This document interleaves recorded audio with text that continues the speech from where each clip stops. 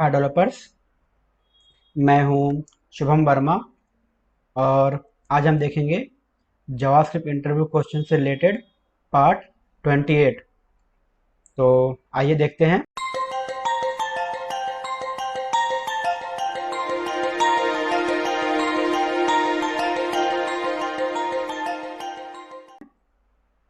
तो हमारा पहला क्वेश्चन है, what is mutable and immutable in JavaScript. मतलब म्यूटेबल और इम्यूटेबल एक टर्म होता है जावास्क्रिप्ट में, वो क्या होता है।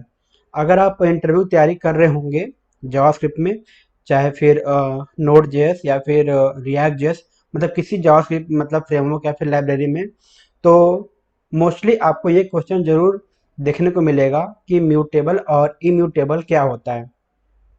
तो म्यूटेबल होता है कि सपोज आपने कोई एक वेरिएबल से दूसरे वेरिएबल में डेटा को कॉपी किया, ठीक है, और आपने जो दूसरा वेरिएबल है उसमें अगर आपने कुछ भी मॉडिफिकेशन किया, ठीक, तो जो हमारा पहला जो ओरिजिनल वेरिएबल है उसमें भी चेंजेस हो जाते हैं। इसको बोलते हैं म्यूटेबल, ठीक। और इम्यूटेबल क्या होता है कि अगर हम लोग एक वेरिएबल से दूसरे वेरिएबल में अगर कॉपी करते हैं और दूसरे वेरिएबल में अगर हम कुछ भी चेंज करते हैं तो उसका इफेक्ट पहले वेरिएबल में नहीं पड़ता है, ठीक है। इसको बोलते हैं इम्यूटेबल। अब आइए एक एग्जांपल समझते हैं। सो हमारे पास एक वेरिएबल है num1, ठीक है, जिसमें 42 नाम की एक वैल्यू है, ठीक है। अब हमने क्या किया, num1 को num2 में असाइन कर दिया, ठीक है। अब हमने क्या किया, num2 में, ठीक है, जो हमारा num2 का जो वेरिएबल है उसमें num2 माइनस 10 कर दिया, ठीक। अब जब हम लोग फिर से num1 को प्रिंट कराएंगे तो जो हमारा वैल्यू है वो चेंज नहीं होगा। आप देखिए यहाँ पे अगर हमने प्रिंट किया num1 को ही, तो यहाँ पे हमें जो मेरी प्रीवियस वैल्यू थी वो हमें मिल गई।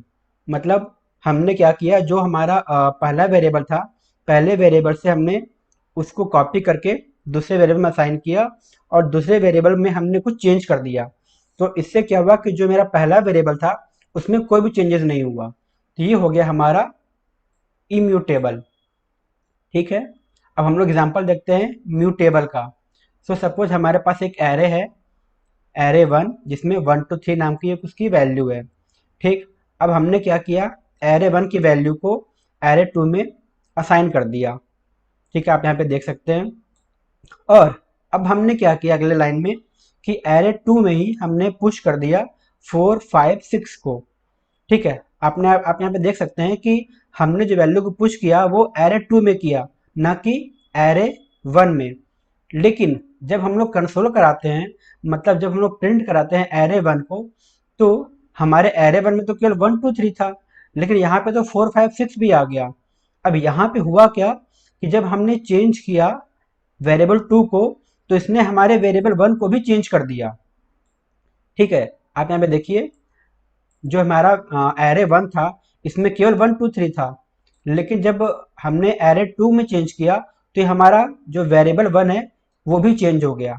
तो ये होता है हमारा म्यूटेबल, ठीक है। अगला क्वेश्चन है, what is the difference between pass by value and pass by reference. Sorry.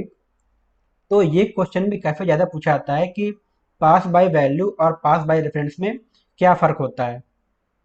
तो जो हमारा पास बाय वैल्यू होता है वो क्या करता है कि मेमोरी में एक नए स्पेस को क्रिएट कर देता है, ठीक। और जो उसकी वैल्यू होती है उस वैल्यू की वो एक नई कॉपी बना लेता है। जबकि जो हमारा पास बाय रेफरेंस होता है वो ऐसा कुछ नहीं करता है। वो मेमोरी में कोई भी नया स्पेस नहीं बनाता या फिर किसी वेरिएबल की कोई भी कॉपी बना के अपने पास नहीं रखता है।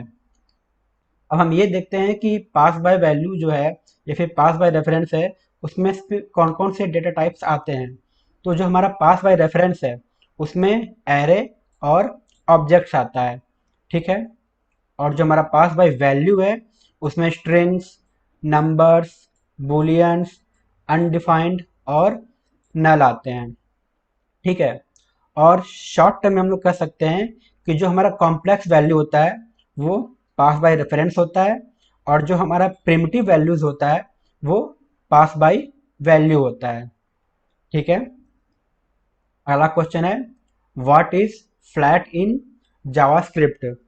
तो शायद आपने फ्लैट का काफ़ी कम यूज़ किया होगा, क्योंकि इसका यूज़ वैसे बहुत कम ही किया जाता है, इसका ज़्यादा यूज़ होता नहीं है। लेकिन फिर भी आपको पता होना चाहिए कि आखिर ये फ्लैट मेथड होता क्या है। तो फ्लैट क्या होता है कि ये एक इनबिल्ट मेथड होता है जावास्क्रिप्ट का, जो करता क्या है कि अगर आपने इसको कोई एरे दिया है, अगर सपोज आपने इसको कोई नेस्टेड एरे दिया, या फिर आपने इसको कोई मल्टी डायमेंशनल एरे दिया, तो वो क्या करता है कि जो आपका सब एरे होता है या फिर जो सब एलिमेंट होता है वो उससे एक नए एरे को बना देता है, और वो एरे पूरा फ्रेश होता है। सो सपोज फॉर एग्जांपल अगर आपके पास कोई मल्टी डायमेंशनल एरे है, या फिर आपके पास कोई नेस्टेड एरे है, और आप चाहते हैं उससे एक नॉर्मल एरे बनाना, तो उस केस में हम लोग फ्लैट नाम का जो फंक्शन है जावास्क्रिप्ट का, उसका हम लोग यूज करते हैं। ठीक है। और अगर आपको एग्जांपल देखना है तो आप लोग एग्जांपल आप लोग देख सकते हैं। मैं भूल गया कि मैं यहाँ पे एग्जांपल डालना, वरना मैं यहाँ पे एग्जांपल डाल देता कि एक्चुअली फ्लैट का यूज कैसे होता है। पर फिर भी आप लोग जा करके एक बार चेक कर सकते हैं कि एक्चुअली फ्लैट वर्क कैसे करता है। ठीक है, क्योंकि कभी कभी ये पूछ सकते हैं कि फ्लैट होता क्या है और इसका यूज कब करते हैं और कैसे करते हैं। तो कब करते हैं वो तो मैं बता दिया, और कैसे करते हैं ये एक बार आप लोग जा करके जरूर चेक कर लीजिएगा कि फ्लैट का एक्चुअली यूज होता कैसे है। ठीक है। अब अगला क्वेश्चन है, difference between for each and map in JavaScript. तो ये काफ़ी इंपॉर्टेंट क्वेश्चन है, आजकल काफ़ी ज़्यादा पूछा जा रहा है कि फॉर ईच और मैप में क्या डिफरेंस होता है। क्योंकि जैसा आप जानते हैं कि अगर हमें एरे की वैल्यू को एरे में से निकालना है, या फिर उसके वैल्यू उसके एलिमेंट को यूज करना है, तो हम लोग या तो फॉर ईच का यूज करते हैं या तो मैप का यूज करते हैं। बट दोनों में डिफरेंस होता क्या है, आखिर हम फॉर ईच को कब यूज करें और हम लोग मैप को क्यों यूज करें। ठीक है, तो आज के लिए क्वेश्चन काफ़ी ज़्यादा पूछा जाने लगा है। तो आइए देखते हैं कि फॉर ईच और मैप में क्या डिफरेंस होता है।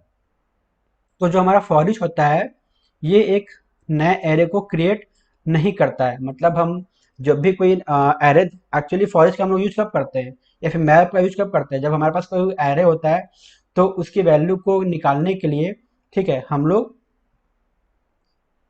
फॉर ईच या फिर मैप का यूज करते हैं। तो जो हमारा फॉर ईच होता है वो पुराने एरे से नए एरे को नहीं बनाता। ठीक। जबकि जो हमारा मैप फंक्शन होता है वो एक नए एरे को क्रिएट करता है। ठीक। जो हमारा फॉर ईच होता है, ये दूसरा डिफरेंस है कि जो हमारा फॉर ईच होता है वो अनडिफाइंड रिटर्न करता है, लेकिन जो हमारा मैप होता है वो हर बार एक नए एरे को रिटर्न करता है। ठीक। जो तीसरा डिफरेंस है वो है कि जो हमारा फॉर ईच है वो कुछ भी रिटर्न नहीं करता। ठीक है। और जो हमारा मैप होता है वो जो एरे होता है वो एरे के पूरे चैन को रिटर्न करता है। मतलब अगर हम लोग मैप का यूज करते हैं तो मैप में जो भी हम लोग एरे की वैल्यू को इटरेट कर रहे होते हैं, ये उसकी पूरी वैल्यू को एक नए सिरे से, मतलब एक नए आप कह सकते हो कि वेरिएबल में इसको असाइन कर देता है। तो ये होता है डिफरेंस फॉर ईच और मैप में। ठीक है। अ, आज के लिए बस इतना ही। अगर आपको ये वीडियो पसंद आए तो प्लीज़ लाइक, शेयर और सब्सक्राइब जरूर करें। आपका वीडियो देखने के लिए बहुत बहुत धन्यवाद।